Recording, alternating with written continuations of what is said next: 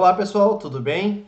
Hoje nós vamos ver as principais funções do pacote dplyr da linguagem R. Então o pacote dplyr ele está dentro da coletânea de pacotes da biblioteca Tidyverse. Então nós temos esse pacote dplyr onde que ele é basicamente utiliza ou compõe as funções de manipulação dos dados, de data wrangling, que é o processo mais demorado dentro da ciência dos dados, certo? Então, para nós fazer a instalagem desse pacote, a gente pode estar utilizando a função install.packages, dplyr, simplesmente o pacote dplyr, ou a gente acaba fazendo a utilização do Tidyverse, e aí a gente pode fazer a instalação dele através do install.packages Tidyverse. A gente pode estar utilizando tanto o library dplyr ou o library Tidyverse para fazer o carregamento desse pacote para estar utilizando dentro do RStudio que nós estamos utilizando com o notebook do RStudio. Certo? Eu estou com uns dados, um CSV no meu GitHub, do Luaport 10, e esse aqui é o link, né, para estarmos tendo acesso desse CSV. Então aqui acabamos utilizando outro pacote, readr, dois pontos significa que a gente está puxando essa função read underline CSV do pacote readr. Beleza, vamos fazer isso. Então criamos o objeto data para a gente estar trabalhando com as principais funções de manipulação dos dados do pacote dplyr dentro da linguagem R. Então, a gente pode estar dando uma visualização rápida através da função glimpse. Então, a gente está utilizando data, pipe, a estrutura do pipe, né? Então, ele consegue fazer esse encadeamento entre dados e funções. Então, data, pipe, glimpse, certo? Vamos dar uma visualizada rápida. Nós temos, então, 9 colunas, 100 observações, 100 rows. Temos as variáveis n, latitude, longitude, class, B0 GCVI até B4 GCVI. Também podemos fazer uma visualização das 5 linhas onde há maiores valores da coluna B0 GCVI, através da função top-in. Isso é um pouco importante também, ele substitui um pouco do head, que é uma outra função base do R. Então, nós podemos ver aqui na coluna B0 GCVI, ele traz os 5 maiores valores dessa coluna aqui. E ele traz esses valores pelo índice, e não é ordenado pelo maior valor, mas sim pelo índice, que é a ordem, nesse caso, desse data frame. Temos a função distinct, para nós sabermos distinguir ou trazer os valores distintos de uma certa variável. Nesse caso, a gente vai trazer os valores distintos da variável class ou da coluna class. Data pipe distinct, abre parênteses, class. Então, nós temos os valores de soybean, soja, e corn, de milho, dentro dessa coluna. Então, nós temos apenas essas duas variações dentro dessa coluna em 100 observações. Também temos a opção de estar utilizando o count para nós contar quantos valores ou quantas observações nós temos para cada elemento que nós encontramos nessa variável class. Então, data pipe count de class. E aqui ele vai trazer o número de observações que nós temos para cada elemento dentro dessa coluna chamada class. Certo? Aqui nós entramos já numa das mais utilizadas funções dentro do dplyr, dentro do Tidyverse, que é o select. Então, o select basicamente é selecionar colunas. Então, a gente quer estar selecionando algumas colunas e desselecionando ou ignorando outras colunas em si. Então, nós podemos estar utilizando o data pipe select, e aí dentro dos parênteses a gente acaba colocando todas as colunas que a gente quer estar utilizando nelas. Então, aqui a gente está selecionando class B0 até B4 GCVI, certo? Agora nós podemos ver que a gente não está mais encontrando as colunas N, latitude e longitude desse data frame. Aqui talvez também uma das outras entre as principais funções do pacote dplyr, que é a função filter. Então, se o select ele seleciona colunas, o filter ele filtra linhas dentro ou observações dentro de um data frame.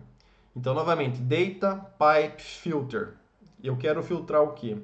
Filtrar o nosso class que seja iguais, aqui a gente utiliza dois sinais iguais, que sejam iguais a soybean, e nós temos uma segunda condição, colocando a vírgula, e que B4 GCV seja maior que menos 6.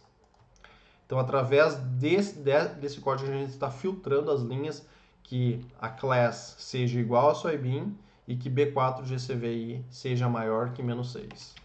Então, nesse caso, nesse filtro, nessa filtragem, nós temos, ao invés de 100 linhas, 100 observações do data frame, nós temos 46 rows, 46 linhas selecionadas através da função filter. Nós temos também a função rename, se nós gostaríamos de estar renomeando alguma coluna. Nesse caso, a gente vai renomear a coluna N com o nome atual para number. Então, vamos fazer a estrutura data pipe rename number igual a N. Então, basicamente, tu coloca primeiro o nome que você quer modificar igual ao nome antigo dessa coluna. Então, aqui nós temos renomeado de N para number. A função arrange também está entre as mais utilizadas, que é para ordenar esse data frame por determinada coluna, por exemplo. Então, nós temos data pipe arrange, queremos ordenar por B4 GCVI. Então, aqui nós podemos observar que ela está sendo ordenada de forma crescente. Então, menos 7, menos 6, menos 5, menos 4, enfim. Se nós queremos ordenar ela de forma decrescente, nós podemos utilizar um argumento de 10 dentro da função do arrange. Então, nós temos essa possibilidade e dessa forma nós temos ela ordenada decrescente. 5, 4, 3, enfim. Certo? A função relocate não é tão utilizada, mas ela é interessante também, uma vez que quando a gente está trabalhando com algoritmos de machine learning, principalmente algoritmos de supervisão ou supervisionado, nós temos sempre, ou é mais encontrado a label, né, ou a classe, sempre como última coluna desse data frame. Então, nesse caso, a gente pode também estar passando esse class como última coluna do nosso data frame através da função relocate. Então, ele reloca tudo menos class. Então, o menos class ele passa como a última coluna do nosso data frame. Aqui ele não vai mudar basicamente nada na estrutura do data frame, ele apenas muda a disposição da coluna e é mais encontrado para quem trabalha bastante com machine learning esse encontro dessa label na última coluna do data frame. Temos também a função mutate, que está entre as mais utilizadas. Então, nós podemos estar criando ou modificando as colunas do nosso data frame ou do nosso table através da função mutate. Então, aqui nós vamos estar data pipe mutate, criando uma nova coluna chamada season e atribuindo essa nova coluna o ano 2019, 2020 de forma de caractere, utilizando as aspas. Aqui nós podemos visualizar então a nova coluna chamada season com esse ano 2019, 2020 e essa coluna é CHR caractere. Recode, ele é bastante utilizado juntamente com a função mutate. Então nós temos data pipe mutate. Estou criando uma nova coluna chamada espécie e estou fazendo um recode através da coluna que nós temos chamada class. Então, aonde nós temos soybean nessa coluna de class, eu estou criando a nova coluna espécie e atribuindo o glycine max, que é o nome científico da soja. E para as colunas onde que tem corn, nós estamos atribuindo o nome científico de corn, que é Z a mais. Então vamos rodar isso aqui para nós ver como é que ficou essa estrutura. Então aqui nós temos class soybean, espécie glycine max. E nós temos então class corn, espécie Z a mais. Basicamente é isso que acontece quando nós utilizamos recode. Para questões mais complexas de recodificar colunas, a gente acaba utilizando bastante ou if else, mas prioritariamente a outra função chamada case when. Transmutate, ele difere do mutate, uma vez que nós criando uma nova variável, ele vai selecionar ou ficar apenas com essa variável no nosso data frame, excluindo todas as outras colunas que a gente não informou dentro do transmutate. Então, novamente, data pipe transmutate. Ficamos só com a coluna que nós acabamos de criar, GCV, onde nós criamos a coluna somando todos os B, desde o B0 até o B4 GCV, como nova coluna. E acaba excluindo as demais colunas com essa função transmutate. Já no mutate não ocorreria essa exclusão das colunas que a gente não inseriu dentro da função mutate, mas sim ia ser excluído dentro da função transmutate. Summarize está entre as mais utilizadas. Então, basicamente, Summarize ele faz agregações dos dados, né, sumarizações. Então, a estrutura, novamente, Data Pipe Summarize. E aqui eu estou fazendo a sumarização do que? De N, criando a variável N com a quantidade de dados que nós temos. Então, o N abre e fecha parênteses nos traz a quantidade de dados desse data frame. Estamos criando a variável min e utilizando a função min da DB4GCVI para nós sabermos o valor mínimo do B4GCVI. A mesma coisa com o valor máximo, utilizando a função máximo do B4GCVI e a função min, criando o objeto min da coluna B4GCVI também. Então vamos rodar isso aqui para nós ver como é que funciona. Então ele nos traz aqui então número de observações que nós temos, 100. O valor mínimo do B4GCVI é menos 7,33, o valor máximo é 5,12 e a média é menos 1,38. E aqui a gente acaba utilizando o group by. Então nós temos anteriormente a gente teve uma média global desse data frame. No entanto, a gente viu que nós temos duas classes distintas, né, o soybean e o corn, soja e milho, e nós gostaríamos de estar realizando a média para esses dois grupos. Então a gente acaba utilizando o group by antes de realizar uma sumarização para nós termos essa sumarização ou essa agregação por grupo. Então a função group by, então data pipe group by, e a gente está agrupando pela classe, que é a classe que está contendo o soybean e o corn.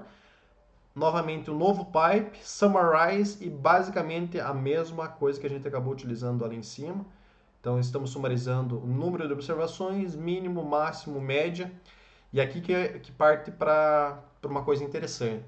Uma vez que a gente agrupou esse data frame por uma coluna, a gente precisa desagrupar ele para não trazer possíveis erros em futuras avaliações, pois isso pode estar agrupado de alguma forma que possa dar um resultado que a gente não espera.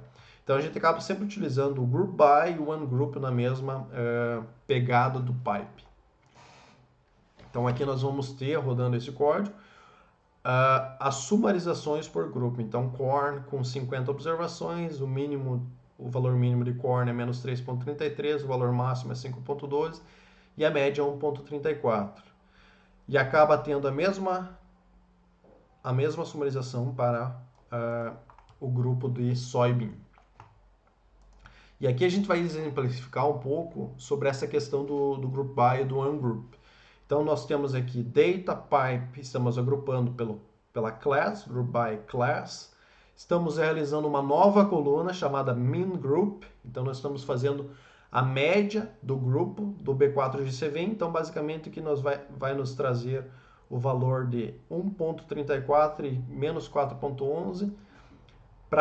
Para esses determinados grupos, estamos utilizando pipe, realizando ungroup, E estamos fazendo novamente o mutate para min total, que seria a média total, utilizando a função min de B4GCVI. Vamos ver o que vai estar retornando ao rodar esse código.